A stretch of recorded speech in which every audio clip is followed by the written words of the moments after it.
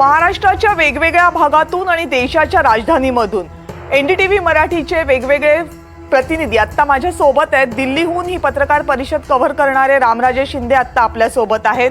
पुण्याहून राहुल कुलकर्णी आपल्या सोबत आहेत। पश्चिम महाराष्ट्राची अपडेट आपल्याला देतील। उत्तर महाराष्ट्राची अपडेट देण्यासाठी माझ्या सोबत प्रांजल कुलकर्णी आहेत आणि मराठवाड्याची अपडेट जाणून घेण्यासाठी मोहसिन शेख आपल्या सोबत आहेत। सुरुवातीला आपण दिल्लीला जाऊयात। पत्रकार परिषद जेमतेम संपत आलेली आहे। पत्रकार परिषदेमधले महत्त्वाचे मुद्दे काय आहेत हे जाणून घेऊयात रामराजेंकडून। रामराजे,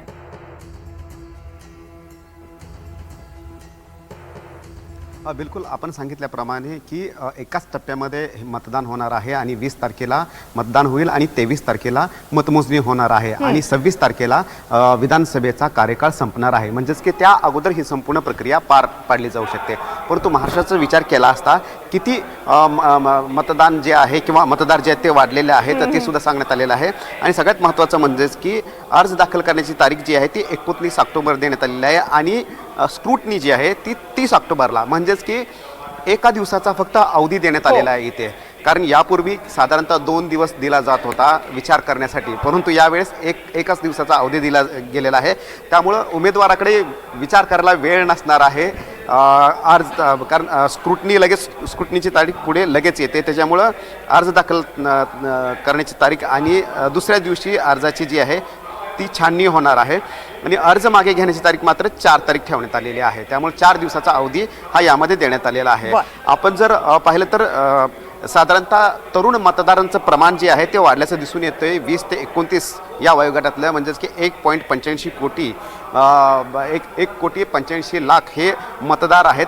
पुरुष मतदार जे आहेत साधारणतः 4.25 कोटी पुरुष मतदार आहेत आणि 4.5 कोटीच्या आसपास महिला मतदार आहेत। आणि हे सगळं सांगताना गडचिरोली सारख्या भागामध्ये सुद्धा विशेष लक्ष बरोबर, कारण काही भाग हे संवेदनशील भाग आहेत त्यामुळे तिथे विशेष लक्ष दिलं जाणार आहे। मुंबईमधले काही भाग आहेत जिथे काही विशेष सुविधा पुरवल्या जाणार आहेत याचीही घोषणा केंद्रीय निवडणूक आयोगाने केली। राहुल कुलकर्णी माझे सहकारी आता आपल्या सोबत आहेत। राहुल, ऐन दिवाळीमध्ये यावर्षी महाराष्ट्रामध्ये बंपर दिवाळी असेल असं म्हणायला हरकत नाहीये, कारण मोठा धमाका होणार आहे। जसे फटाके वाजतील लहान मुलांकडनं तसेच राजकीय नेत्यांकडनं सुद्धा वाजणार आहेत, कारण निवडणुकीचे अर्ज भरण्याची तारीख ही दिवाळी सोबतच सुरू होतीये। सगळ्यात महत्त्वाचं, एका टप्प्यामध्ये या सगळ्या निवडणुका होणं हे महाराष्ट्राच्या आत्ताच्या राजकारणासाठी किती महत्त्वाचं, काय परिणाम याचे असू शकतात? ही पत्रकार परिषद मी ऐकली कवितानी, सगळ्यात मोठी बातमी, ज्या दिवशी मतदान होत आहे तो दिवस बुधवार आहे। तो दिवस मुद्दा म्हणून निवडला गेलेला आहे, कारण सुट्ट्या सलग येणार नाहीत। महाराष्ट्रामध्ये मतदानाची टक्केवारी जी घसरलेली आहे ती टक्केवारी वाढवण्याच्या दृष्टीनं आत्ताच्या प्रेस कॉन्फरन्समधला दिवस अत्यंत महत्त्वाचा निवडला आहे। बुधवार आहे, शनिवार रविवार नसणार आहे, त्यामुळे सुट्ट्यांना तुम्हाला संधी नाही। कारण या प्रेस कॉन्फरन्समध्ये आणि याच्या आधी चर्चा झाली होती, मुंबई आणि पुण्यासारख्या महत्त्वाच्या आणि मोठ्या शहरामध्ये महाराष्ट्रामध्ये दुर्दैवानं मतदानाची टक्केवारी घटते, कारण मुंबई आणि पुण्यातली मंडळी ही जेव्हा मतदान असतं त्यावेळेला सलग सुट्ट्याचा आस्वाद घेतात। ही बाब या पत्रकार परिषदेतनं आता आपण अधोरेखित करायला हवी की महाराष्ट्रातल्या मतदानाचा टक्का वाढवण्याच्या दृष्टीनं पहिला निर्णय घेतला गेला आहे तो म्हणजे दिवस आहे बुधवार। दुसरा महत्त्वाचा निर्णय की या वेळेला, कारण 26 नोव्हेंबर 2019 या दिवशी महाराष्ट्रातली मागची विधानसभा अस्तित्वात आली आणि आता जो डिले होत होता त्यामुळं कदाचित 2 टप्प्यामध्ये महाराष्ट्रातल्या विधानसभेच्या निवडणुका होतील असं म्हटलं जात होतं, कारण 5 टप्प्यात लोकसभेच्या निवडणुका झाल्या होत्या आणि तेव्हा कारण असं सांगितलं गेलं होतं की भारतीय जनता पार्टीच्या शीर्षस्थ नेतृत्वाला प्रचाराची वेळ मिळावी। परंतु आत्ता मात्र एकाच टप्प्यामध्ये निवडणुका होत आहेत, अर्थात सत्ताधारी पक्षाला याचा फायदाही होऊ शकतो। फायदा अशा अर्थाने की मागच्या वेळेला 5 टप्प्यातल्या ज्या निवडणुका झाल्या होत्या प्रत्येक टप्प्या गणित महायुतीच्या विरोधामध्ये वातावरण वाढत गेलं, कारण त्यांचे उमेदवार निश्चित झालेले नाहीत। उदाहरण नाशिकचं आहे, उमेदवार निश्चित झाले नसल्यामुळं महाविकास आघाडीनं बऱ्यापैकी आघाडी घेतलेली होती, बंडखोरी झाली, मतमतांतरं झाली। त्यामुळं सत्ताधारी पक्षाच्या दृष्टीनं महत्त्वाची गोष्ट आहे ती एकाच टप्प्यामध्ये सगळ्या गोष्टी होणार आहेत। जे काही होईल ते एका टप्प्यात होईल, जे काही प्रचार केले जातील ते एका टप्प्यासाठी केले जातील, पुरेसा अवधी आहे। आज आहे 14-15 तारीख। 15 तारीख जर पुढच्या मतदानाची प्रत्यक्षात दिवस काउंट केले तर 35 दिवस होतात। साधारणपणे यापूर्वी 45 दिवस तुम्हाला मिळत होते जर तुमच्या निवडणुकाचा निर्धारित वेळ आधी ठरलेल्या शेड्यूलप्रमाणे असेल। आता 35 दिवसाचा कालावधी आहे, पुरेसा कालावधी आहे। कोल्हापूरच्या तालमीतले जसे मल्ल तयार असतात तसे महाराष्ट्रातले सगळे राजकीय पक्ष तयार झालेलेच होते. त्यांची जवळपास जागा वाटपासंदर्भातली चर्चासुद्धा अंतिम टप्प्यात आहे. आता ज्या पश्चिम महाराष्ट्रात मी उभा आहे, कविता, हा पश्चिम महाराष्ट्रातल्या 70 विधानसभा मतदारसंघ हा महाराष्ट्राच्या विधानसभेच्या दृष्टीनं, निवडणुकीच्या दृष्टीनं अत्यंत निर्णायक आहे. कारण महाराष्ट्राची भू राजकीय स्थिती अशी आहे की पश्चिम महाराष्ट्रामध्ये श्री शरद पवार यांचं वर्चस्व आहे आणि त्यांच्या वर्चस्वामध्ये जर महाराष्ट्रात विधानसभेच्या निवडणुकीमध्ये शरद पवारांना इथे जर यश मोठ्या प्रमाणामध्ये मिळालं तर महाराष्ट्रात 2024ला सत्ता कुणाची याचा निवाडा याच विधानसभा मतदारसंघात होणार आहे. बाकी सगळं महाराष्ट्राला माहिती आहे की दोन्ही राष्ट्रवादी काँग्रेसमधनं फूट घट पडलेली आहे. दोन्ही राष्ट्रवादी काँग्रेसचं प्राबल्य इथेच आहे. सगळ्यात महत्त्वाची गोष्ट जी अंतर्गत पद्धतीची रचना आहे आणि दोन्ही पातळीवरती सुरू आहे. आपल्याला ज्या ज्या गोष्टीचा तोटा झाला आहे तो कमी करण्याच्या दृष्टीनं पश्चिम महाराष्ट्र असेल किंवा उर्वरित महाराष्ट्र असेल त्याला डोळ्यासमोर ठेवून महायुतीनं बऱ्यापैकी आपली रचना, आपली रणनीती आखलेली आहे. आणि या क्षणाला सर्वात महत्त्वाची गोष्ट जी घडते ती एवढीच आहे, एका टप्प्यातल्या निवडणुकीसाठी रिसोर्सेस म्हणून, प्रचार यंत्रणा म्हणून सगळ्या अर्थानं बहुधा सत्ताधारी पक्ष तयारच असावेत. महाराष्ट्राच्या विधानसभा निवडणुकीसाठी पश्चिम महाराष्ट्र महत्त्वाचा आहे. पण पुन्हा एकदा मी सांगतो की बुधवारची निवड ही अत्यंत तयारीची मुंबईमधल्या राजकीय वर्तुळातल्या प्रतिक्रिया निवडणुकांच्या तारखेबद्दलच्या काय येत आहेत जाणून घेण्यासाठी सागर कुलकर्णी माझे सहकारी आता माझ्यासोबत आहेत, त्यांच्याकडे जाऊयात. सागर. कविता, यावेळेस केंद्रीय निवडणूक आयोगाने मुंबई, विशेषतः त्यांनी त्यांच्या पत्रकार परिषदेमध्ये कुलाबा या विधानसभा मतदारसंघाचा आवर्जून उल्लेख केलेला आहे. मलबार हिल या मतदारसंघाचा सुद्धा आवर्जून उल्लेख केला आणि या भागांमध्ये मतदान कमी होत आहे. सर्वाधिक हाय प्रोफाईल सोसायटीज म्हणून ओळखल्या जाणाऱ्या एरियामध्येच जर मतदान कमी होत असेल तर कसं काय चालेल, अशा स्वरूपाचा एक प्रश्न देखील उपस्थित केला. याच्यावरनं स्पष्ट दिसून येते की यामुळेच यावेळेसचं मतदान हे बुधवारी होताना दिसून येते आणि या सगळ्या गोष्टीमुळे कुठे ना कुठेतरी सोमवार किंवा शुक्रवार जर यापूर्वी मतदान झालं तर त्यावेळेस लोक मोठे लॉंग व्हेकेशनला बाहेर जात आहेत. असं करू नये, जास्तीत जास्त मतदारांनी अधिक मोठ्या प्रमाणामध्ये मतदान करावं या हेतूने बरोबर आठवड्यातला मधला दिवस निवडलेला दिसून येतोय. आता मतदान तितक्या मोठ्या प्रमाणामध्ये होतंय का हे पाहणं गरजेचं आहे. मागील काही महिन्यांपूर्वीच मुंबईमध्ये ज्या लोकसभेच्या निवडणुकीच्या वेळेस केंद्रीय निवडणूक आयोगावर जे ताशोरे राजकीय पक्षांकडनं ओढले गेले होते, मतदान स्लो खूप स्वरूपात होत होतं, अनेक मतदान केंद्रांवर सेवा सुविधा नव्हत्या, त्याचा देखील आवर्जून केंद्रीय निवडणूक आयोगाच्या या पत्रकार परिषदेमध्ये उल्लेख करत त्यांनी म्हटलेला आहे की मुंबईमध्ये हे सेवा सुविधा देण्याचा प्रयत्न केला जाणार आहे. विशेष म्हणजे यापूर्वी इलेक्शन्स जे कंडक्ट व्हायचे त्यावेळेस मुंबई शहर आणि उपनगर असे 2 जिल्हे आहेत आणि या जिल्ह्याचे कलेक्टर हे प्रमुख असायचे.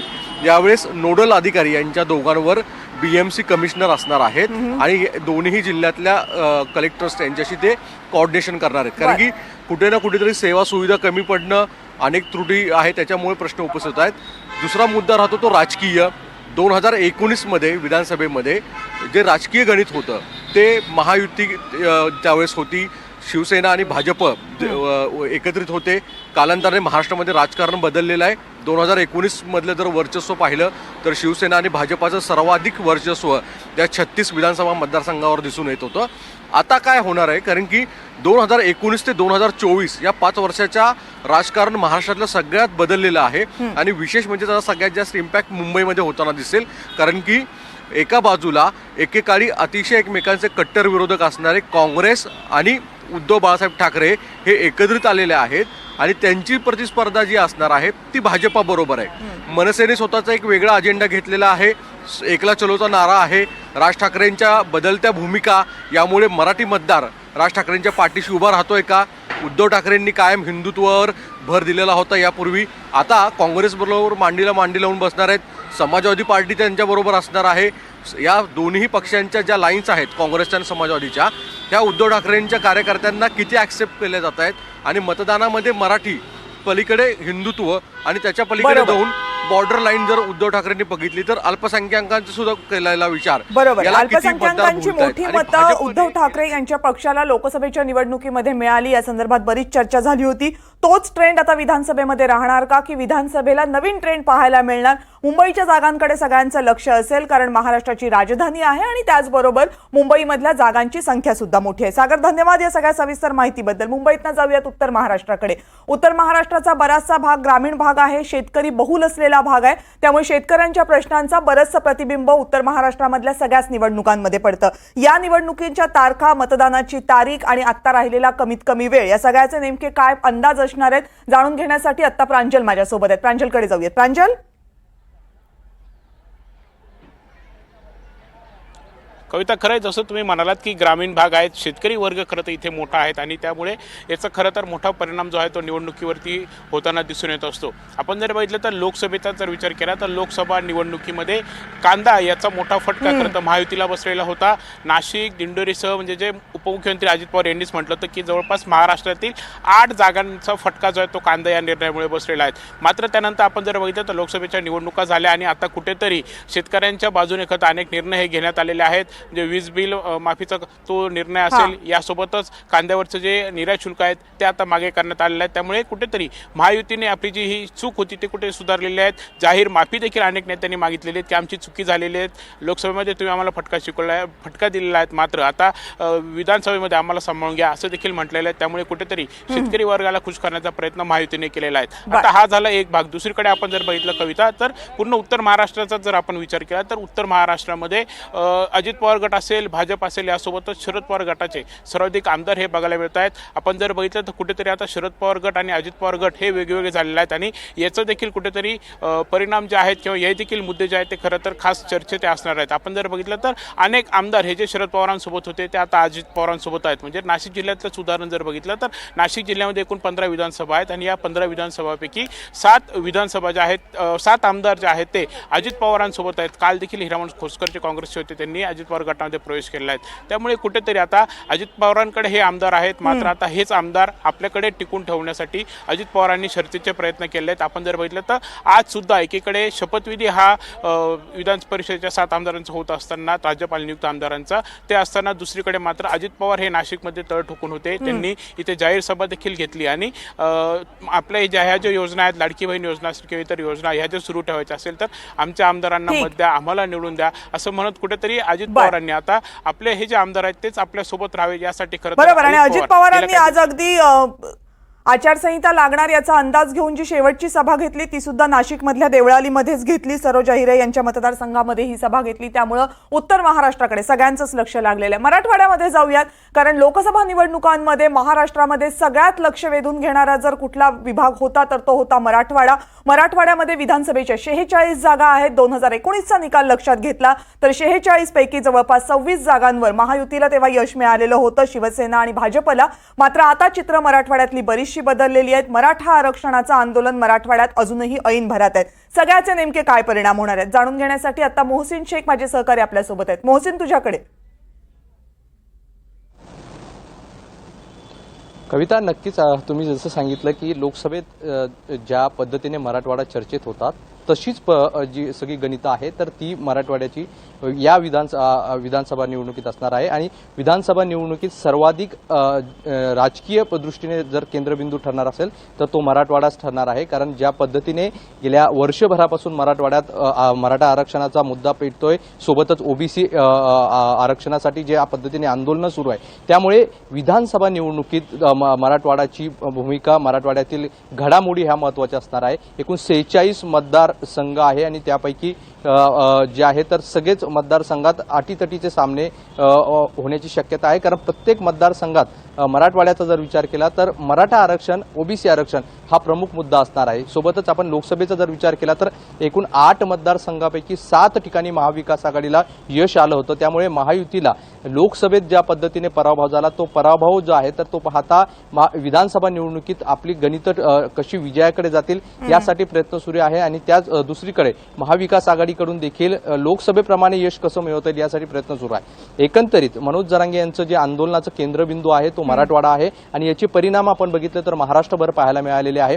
आणि मराठवाड्यातील या मराठा आरक्षण आणि ओबीसी आरक्षणाचे पडसाद जे आहे तर इतर राज्यातील मतदारसंघात देखील पाहायला मिळणार आहे. त्यामुळे एकंदरीत विधानसभा निवडणुकीतील ज्या सगळ्या घडामोडी पाहता मराठवाडा हा या सगळ्या निवडणुकीत केंद्रबिंदू ठरणार आहे. आणि या मराठवाड्यात महाविकास आघाडी असेल किंवा महायुती असेल किंवा तिसरी आघाडी असेल, या सर्वांचं लक्ष या मराठवाड्यात आहे. एक एक मतदारसंघात जाऊन चाचपणी केली जाते, उमेदवारांची चाचपणी केली जाते, जातीनिहाय आकडेवारी जी आहे तर त्याचा अभ्यास केला जातो, वेगवेगळे सर्वे केले जात आहेत. त्यामुळे हा मराठवाड्यातील जी सगळी गणितं असणार आहे किंवा जो निकाल असणार आहे तो जो आहे तर सत्तेत महायुती असेल किंवा महाविकास आघाडी असेल यांना सत्तेत नेणारा मार्ग हा मराठवाडा ठरू शकतो असं बोललं तरी मराठवाडा वावगं ठरू ठरणार शकतो सत्तेत नेणारा मार्ग, कारण मराठवाड्यानं लोकसभेमध्ये सुद्धा तीच भूमिका बजावली होती. तोच ट्रेंड आता लोकसभेचा मराठवाडा विधानसभेमध्ये सुद्धा कायम राखणार का, याकडे सगळ्या राजकीय पक्षांचं लक्ष आहे, कारण जागांची संख्या मराठवाड्यातली सुद्धा मोठी आहे. मोहसिन, धन्यवाद या सगळ्या मराठवाड्यातल्या अपडेटबद्दल. जाऊयात महाराष्ट्राची उपराजधानी नागपूरमध्ये